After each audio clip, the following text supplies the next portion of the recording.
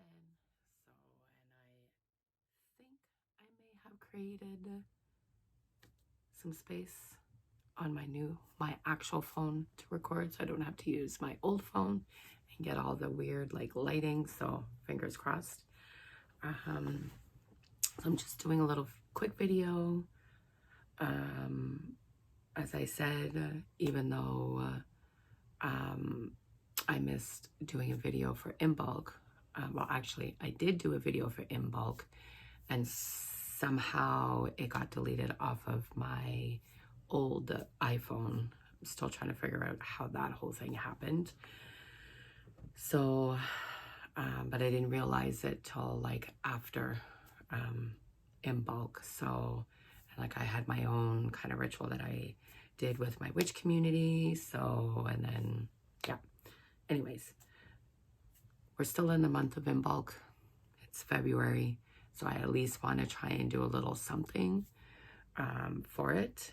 And our next Sabbat will be Astara, which is this spring equinox. So I'm actually super excited because I was actually able to get down to this beautiful little small business. She's a fellow witch in our community here in Ottawa. Her store is right on Rideau Street. It's called Witchchest. I'll leave the link down below if you guys want to go check her out, show your support. She just opened up in December, but I try to buy everything there as opposed Amazon. So I was super excited because she had these books in. They were actually super hard to get on Amazon at the time of each Sabbat. So she actually has the whole collection in. So I bought the one for Astara because that is the next Sabbat that is coming up. And then obviously the next one I'll get after Star will be the one for Beltane. So this whole book is actually full of everything for Astara. So it's got a little bit of info for the old ways, some for the new ways, spells and divination, prayers and invocations, rituals of celebration, correspondences for Astara, further reading, bibliography, and the index and stuff. So I picked up a few things there, so I'm just going to show you the few little things that I picked up while I was there. So this was actually one of them. So I will be doing a video within the next week or so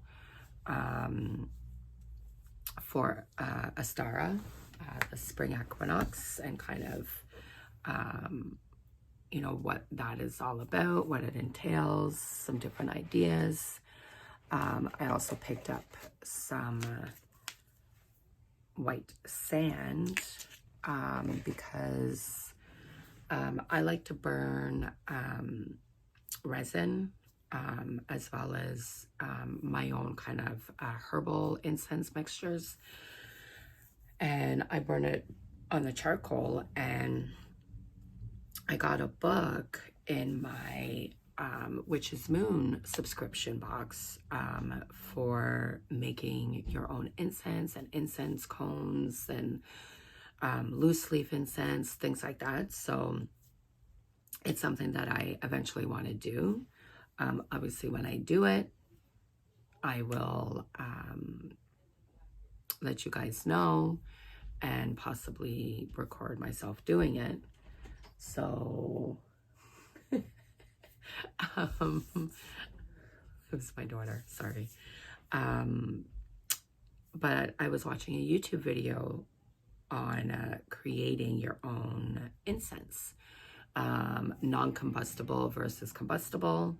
So, and she uses, she had black sand, but I mean, sand is sand, right?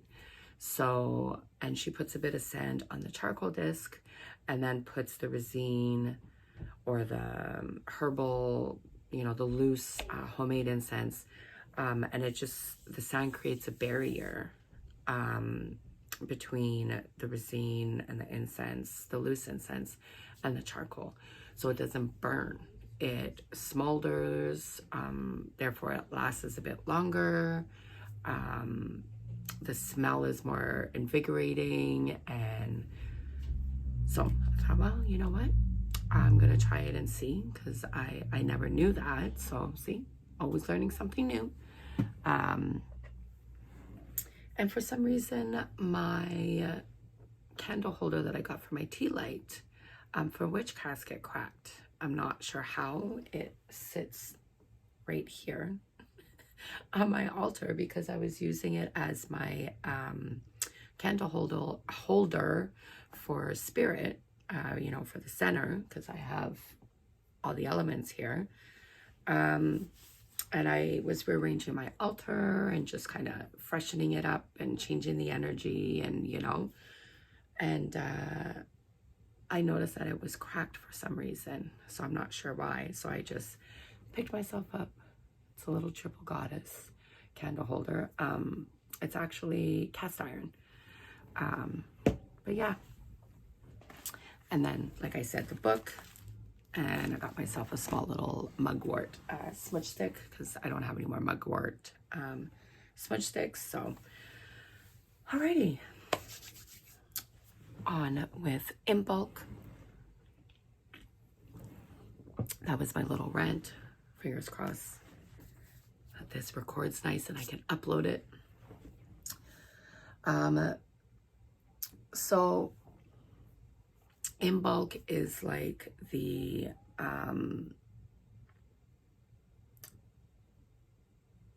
it's a fire festival. So I'm just reading my notes off my laptop here. It's a fire festival. So it celebrates the home and the halfway point between winter solstice and spring equinox.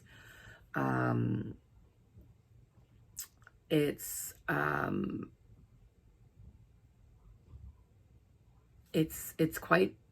literally midwinter. It's quite literally midwinter.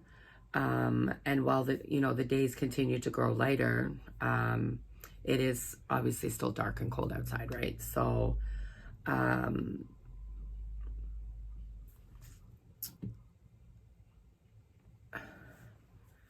it's in the olden days, but even still now, especially with COVID, cabin fever has set in. We're all like, wanting to unburden ourselves from the long dark days and just being cooped up inside and not being outside and, that kind of thing.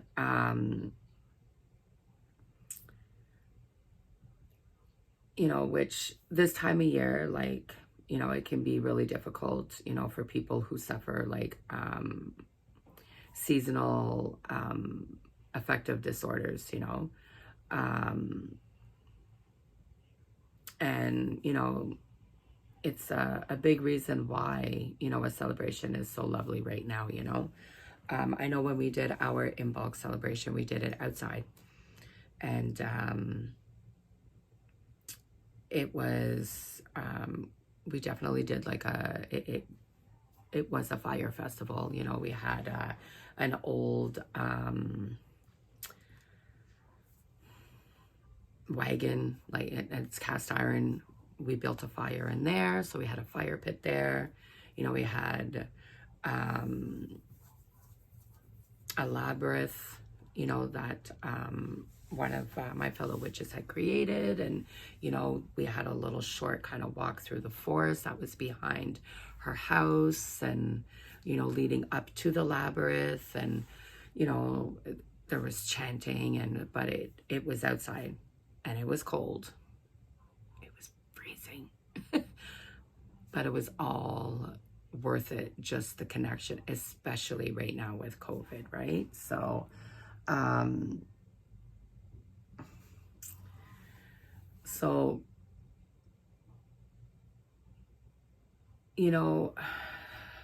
the dark time, the winter solstice and all that, because it's dark, you know, it's time of, you know, reflection, planning, goal setting, aspirations, ambitions, you know, and stuff, you know. So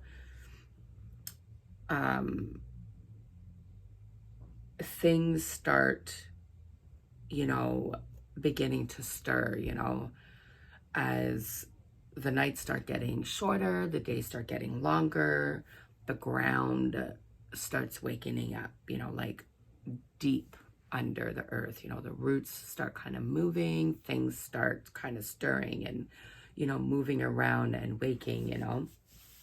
And you, especially if you're sensitive to those energies, you may feel that that shift in energy, you know, that boost of energy and creativity and things like that this time of year. And that's literally, it's things stirring. Do you know what I mean? So,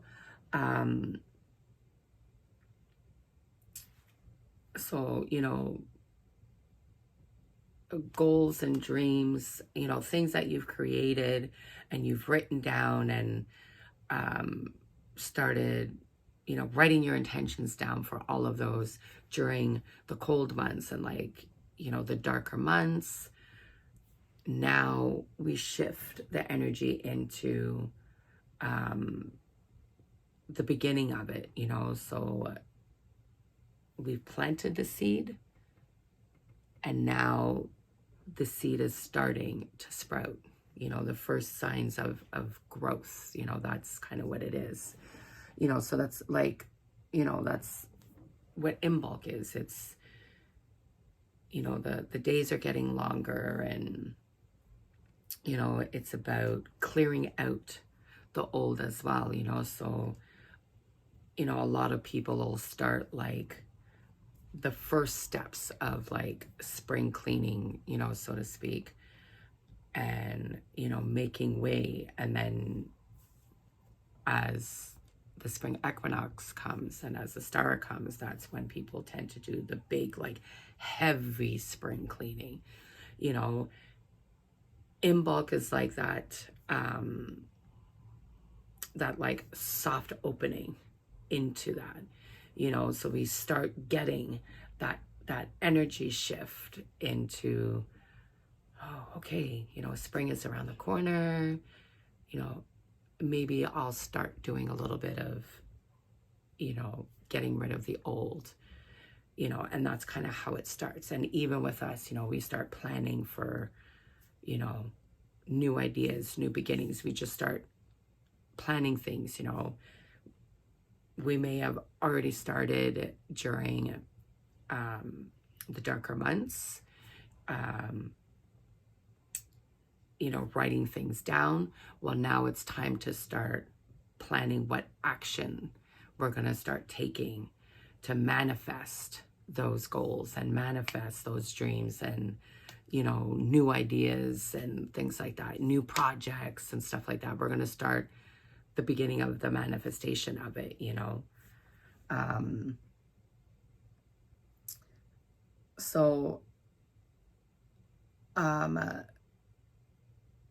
There's some correspondences for it. Actually, you know what? Let me do some. Give me one sec. So, some spiritual intentions, you know, for Imbolc is creativity, awaken, introspection, inwards focus, fresh beginnings, perseverance, patience, renewal, pureness, personal development, shifting, as I was saying, like the shifting of energies, revision, healing, frugality, self-care, and youth. You know, those are some spiritual intentions for it. So food and drinks for Imbolc is root vegetables, dried fruits, stews, mead, fermented fruits, grains, dairy, cider, herbal tea, canned foods, oats, pancakes, because they're like round and golden like the sun, so they represent the sun. Imbolc colors, pastel colors, light green, soft pink, pale yellow, white, gold, and silver. And so we have some botanicals, herbs, and greenery correspondences, snowdrops. This is one of the first flowers to blossom and a sign spring is on its way. So like I was saying, the first growth, the first like strong, hardy plants that will actually push up through the earth and the snow and things like that, right? Because things are shifting under the ground now, and roots are kind of waking up and they're starting to stretch and, that kind of thing. It's shifting the energy. The energy of the earth is shifting. And cinnamon, cedar, rowan, angelica, sycamore, bay laurel, which is also bay leaves, in case you don't know that, chamomile, dandelion, and blackberry. Some symbols that correspond with Imbolc, candle flame, light. That's obviously due to the association with Brigid. Generally, the deity that is called in is, it's the goddess Brigid. And any of the sun gods are another ones that come in. So I believe Apollo is a sun god. There's another one. I can't think of his name. I apologize. It might be in one of my other notes here. Seeds, besom, the besom broom or brooms, Brigid's cross, serpent, so serpents, snakes. There's a little thing that I read in one of my Sabbat books, and it was talking about the serpent, so the snake kind of pushing, its way up through the earth and peaking and coming out and, seeing the air and just like, it's the first signs of spring.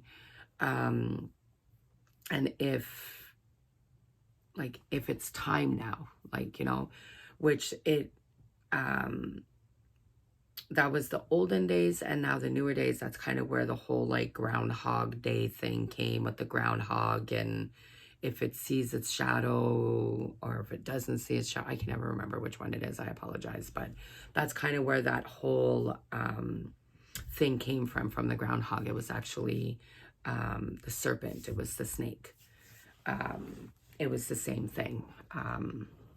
If I can find it in my notes here, I'll read it to you guys, but I'm pretty sure you can find it online. You can get a lot of information online regarding the Sabbats. So sheep, due to the Imbolc's association with ewe's milk, white flowers, snowflakes, flowing water in springs representing purification.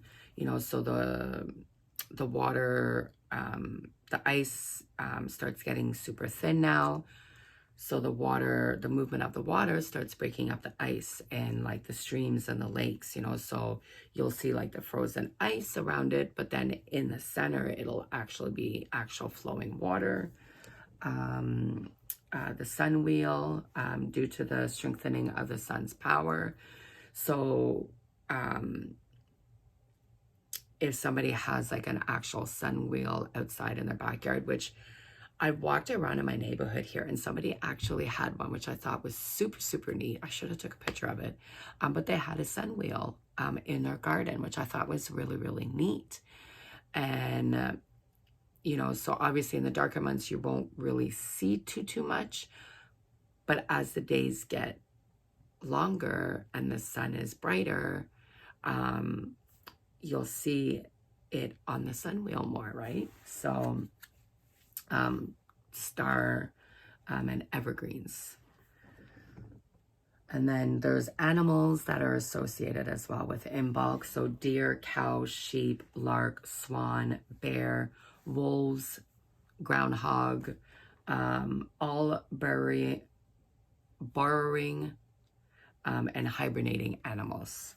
So any animals that bury in the ground and hibernate during the winter, those are all animals that coincide with Imbolc, because as Imbolc comes, like I said, the energy shifts.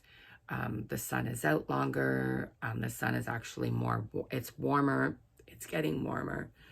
So these animals start waking from their slumber, right? Because Mother Earth is waking from her slumber, right? So there's also crystals, metals, and stones that are associated with it as well. Gold, silver, brass, amethyst, moonstone, garnet, and ruby. Those are just to name a few. There obviously are other ones. So, sorry guys, I'm just gonna shift my leg. There we go. There's incense, candles, and scents. So again, cinnamon, rosemary, basil, cedar, and mint. So there's a bunch of different rituals you can do to bring in Imbolc, crafts. You know, you can create your own Brigit's cross. You can create a labyrinth in your backyard. You can start seedlings. You can use eggshells, so you can put some soil in it and put some seeds in there to start. You can also use just small little planters, but you're starting the seeding and, you know, the intention and that kind of thing.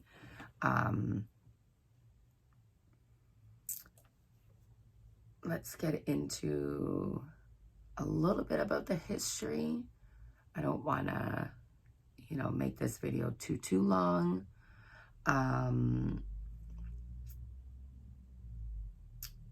Sorry, my, there we go. Laptop is being a little crazy. There we go.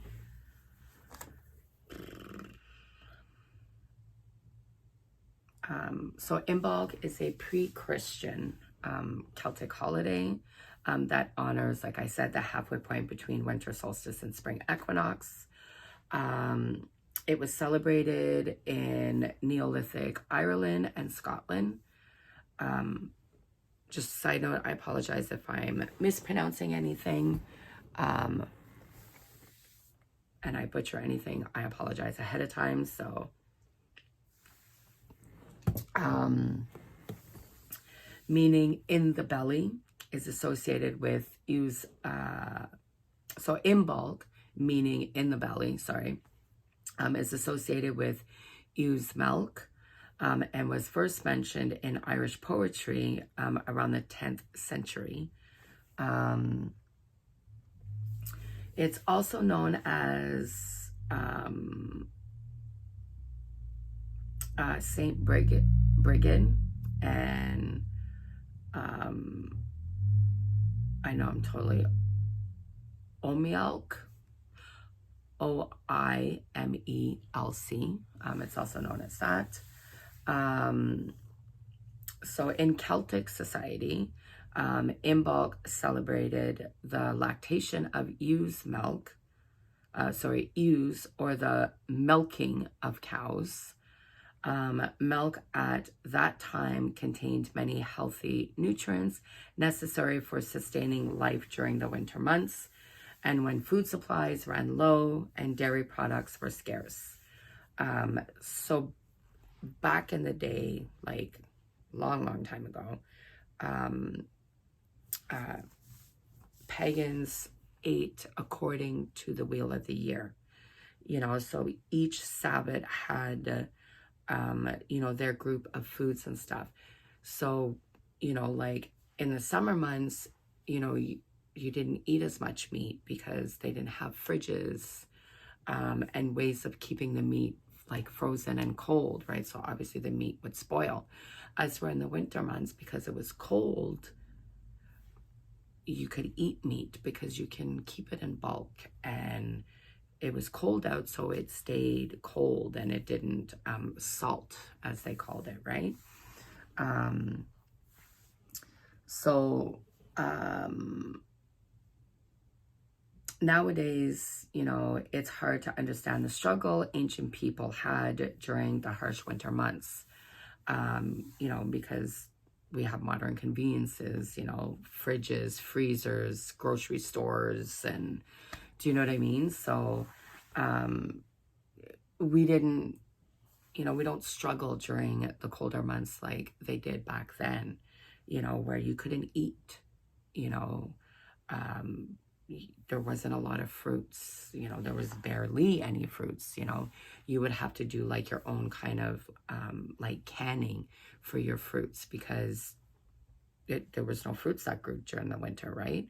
There were some winter berries, but then you need to know which winter berries are good and which ones are not, obviously, right? Because some of them are poisonous, so it was more root vegetable and meat and, like poultry, and do you know what I mean? So,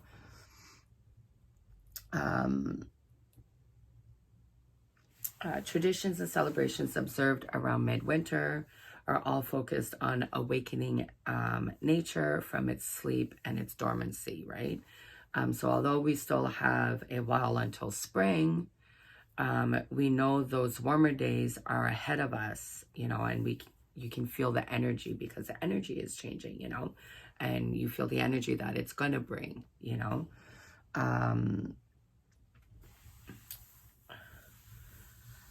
So it's important to just like know that in modern times, the beginning of spring starts on the spring equinox, the ancient Celtic people celebrated Imbolc as the start of spring. This season is ripe with new beginnings and shedding anything from the last year that no longer serves us. Again, like I was saying earlier, now is the time for new goals and fresh intentions, out with the old, so do like that first, clean of, the house, and like moving and shifting things in the house, and, rearranging your living room, that all changes the energy of your home, and then after you change those physical aspects, because it also changes the energy, you go through your house and do a house cleansing, get rid of that old, open up the windows and the door, get rid of all that old, stagnant energy, right? That way it makes room for the new energy, of that spring's going to bring, right?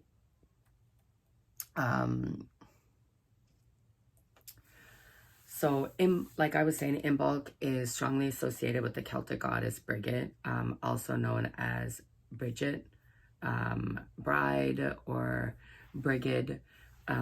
She is the daughter of the Celtic god Dagda,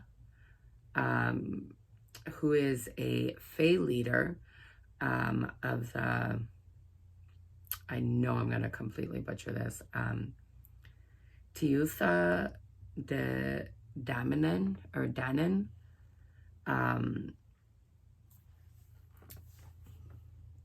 So she is known for many things, but is often referred to as the goddess of illumination, fire, renewal, and creativity.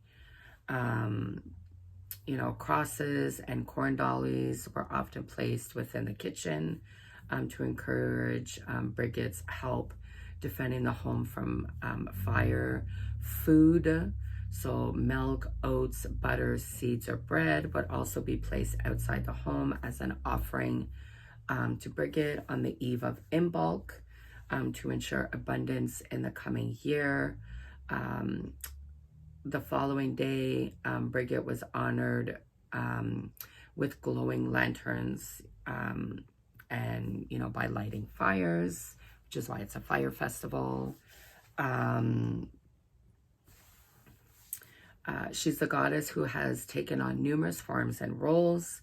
In more modern times, Brigid is often viewed with the maiden, mother, and crone characters,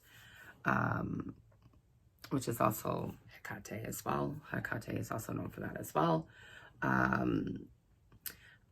As Christianity grew throughout Ireland and adopted pagan practices into their culture, she became to be known as Saint Brigid. According to the Catholic Church, Saint Brigid was a historical figure and insists stories of her life have been documented by monks since the 18th century. You know, so again, Christianity, when Christianity came in, they did take a lot of our traditions and celebrations and put them in with their Catholic religion. So, but I won't get into that. So,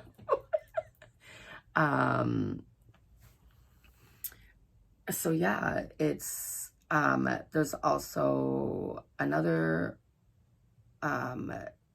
tradition as well that can be done. It's you place a red cloth, especially if you're in like a coven or just your family. You place a red cloth out on the eve of Imbolc, and you leave it out there so it catches the first like dew residue on the cloth, and you bring it in the house and you cut them into strips and you give them to each family member, and that is a sign of protection, you know, so to protect you from like illness and things like that, and to bring in, you know, abundance and good health and fertility and, you know, stuff like that. We here actually did a where we actually went around to different monuments here in Ottawa that would symbolize Brigid, and we actually tied a red ribbon or a red cloth on things. So it was quite interesting because, you know, there was a few places I went to and I seen the red ribbon tied, so I knew right away, you know, it was somebody in my witch community that, you know, tied that red ribbon there, right? So, let's see. There's also, let's check out the crafts here. I have some crafts written down.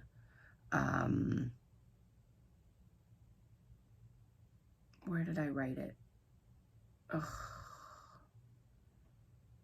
I try to use my laptop for it, so I'm not continuously writing. There we go.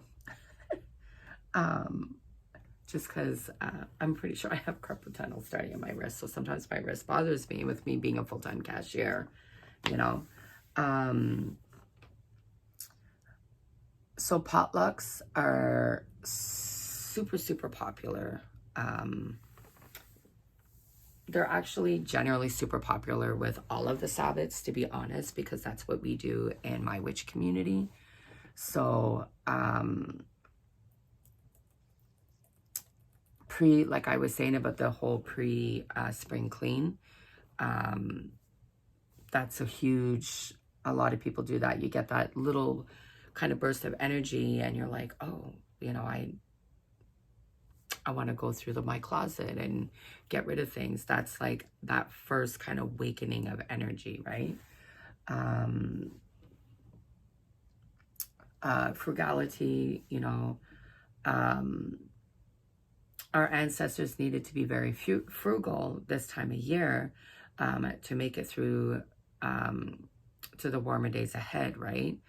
So thrifting can be a great way to metaphorically add frugality into your midwinter celebration. You know, you can shop for altar decor, tools, spiritual items, and candles. You know, if you've been needing to purchase an item, how can you get creative and find it at a thrift store? Better yet, you know, what are some solutions you can create to avoid spending any money at all? You know, what are some ways that you can be frugal right now, you know? So, you know, books, you know, go to like gently used bookstores, you know, see if you can buy it through there instead of, you know, on Amazon, or do you know what I mean? So, and, you know, you can, you know, corn dollies, you know, because they mentioned corn dollies, you know, so that could be a craft too. The Brigid's Cross, you know, getting the kids involved, making a Brigid's Cross. There's YouTube tutorials on there for that. There's tarot spreads that you can do for Imbolc as well. You know, there's so much, you know, you can find so much online of different ways of celebrating Imbolc and, you know, bringing that energy in, and, you know, so, you know, and spells, like there's, you know, a lot of like banishing spells, you know, and I know a lot of people, they're like, oh my God, banishing, you know, and they think, banishing spells aren't just necessarily for, you know, banishing people, or, you know, they're not necessarily bad. You know, I don't believe in good magic versus bad magic, or, you know, white magic versus dark magic. You know, you can't have light without dark. You know, you need to know both aspects of magic, you know, and work with both of them. And I work with both. You know, I've done banishing spells. I've banished people from my life, but these were people that caused me pain, and emotional stress and mental stress and things like that. So, you know, you can banish somebody out of your life without actually causing harm to them. Do you know what I mean? So you can also banish energy. You know, you can banish the negative energy out of yourself, you know, so you can do a spell for that. You know, you can banish stagnant energy.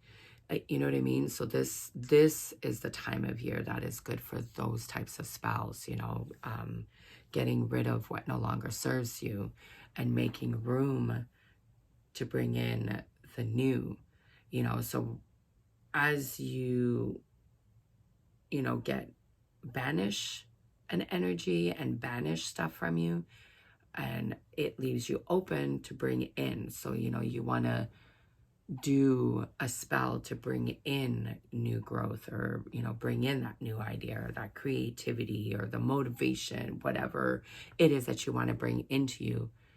You now have room inside of you for the energies and for that manifestation, right? Because you've released what no longer serves you. You know, just always remember, when you release what no longer serves you, you need to bring something in to fill that empty space, because you don't want to leave that space empty and then have something negative come back in. Do you understand what I'm saying? So, but yeah, so it's just, you know, it's a little bit about Imbolc.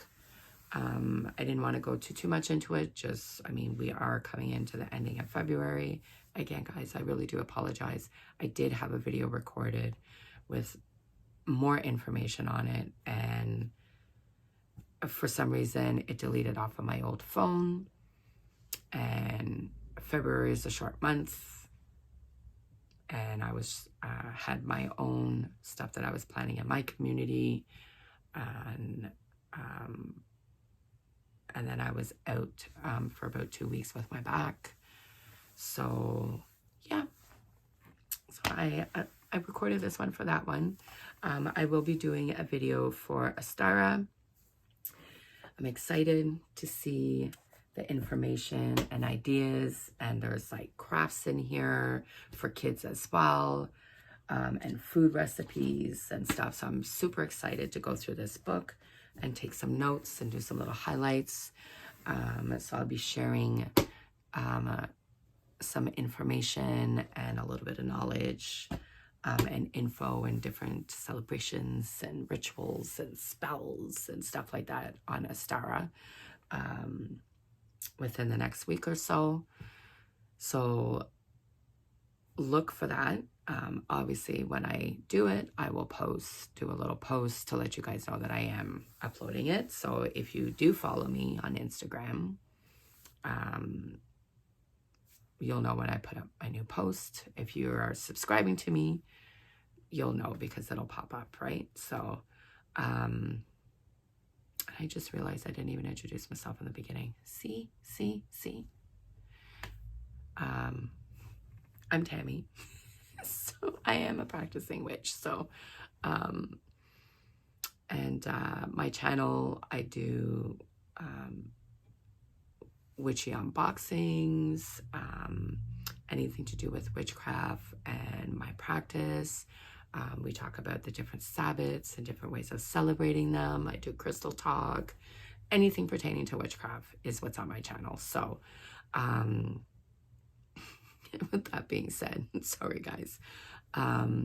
If you do like my channel, don't forget to like and subscribe, and don't forget to hit the thumbs up button because it actually makes my videos easier for people to find. And yeah, I hope you guys have an amazing night, and blessed be. Stay safe, guys.